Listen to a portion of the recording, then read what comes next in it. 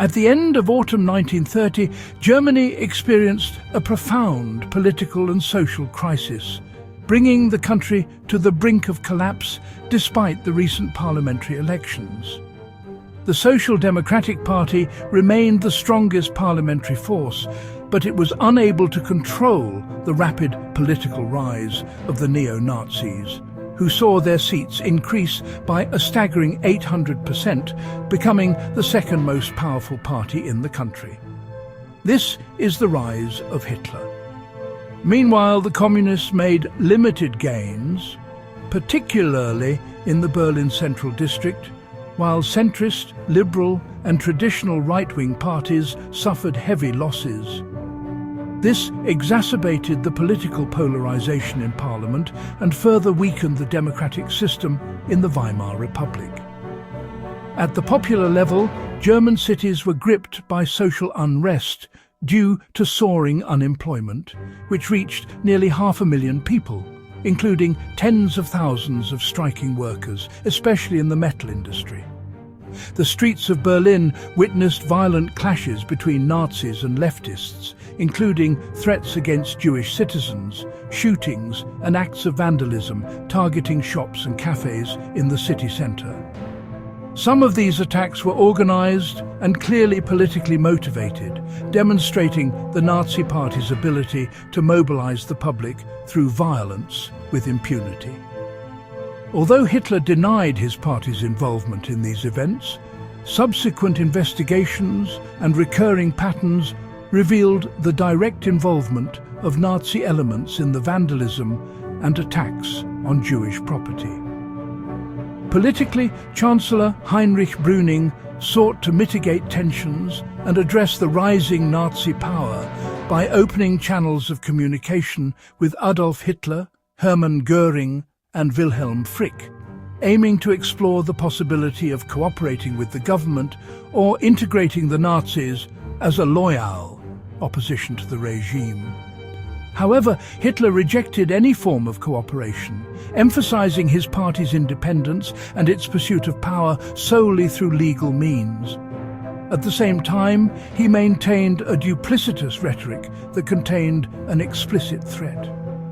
He had previously declared before the Supreme Court that once the party came to power, heads would be cut off, a statement that fueled widespread fears about his true intentions and future plans. On the judicial front, the Ulm trial of Reichswehr officers revealed the depth of the Nazi threat. It was established that some army officers were attempting to form Nazi cells within the military establishment in preparation for a future coup. The court sentenced the convicted officers to 1 year and 6 months in prison each, while Hitler successfully acquitted his party of direct responsibility before the Supreme Court. This demonstrated the weakness of the judiciary and its inability to confront the Nazi threat decisively, despite clear evidence of incitement and political recruitment within the army. In Berlin, widespread violence erupted with the opening of the new parliament. Nazi and communist groups attempted to storm the Reichstag building, leading to violent clashes with the police. This was followed by a wave of organised vandalism targeting cafes and shops, particularly those owned by Jews, resulting in broken windows and injuries to some citizens. Although Hitler denied his party's involvement, the nature of the attacks and their slogans clearly revealed their Nazi character and demonstrated the party's ability to mobilize the masses through violence and carry out systematic acts of sabotage with impunity. Internationally, industrialist and politician Arnold Rehberg added a dangerous dimension to the situation.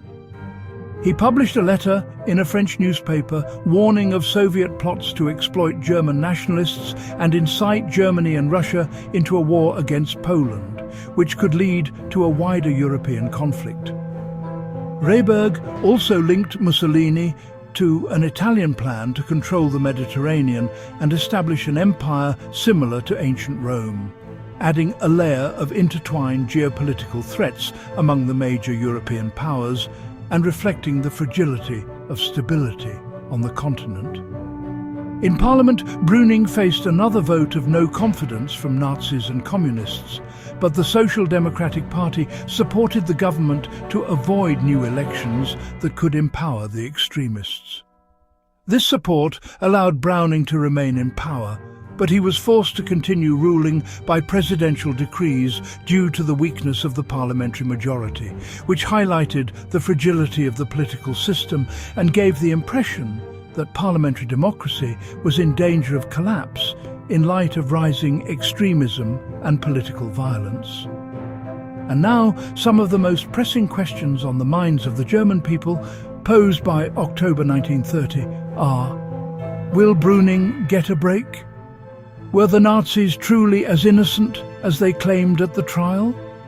And, most importantly, will Hitler keep his oath to uphold the law?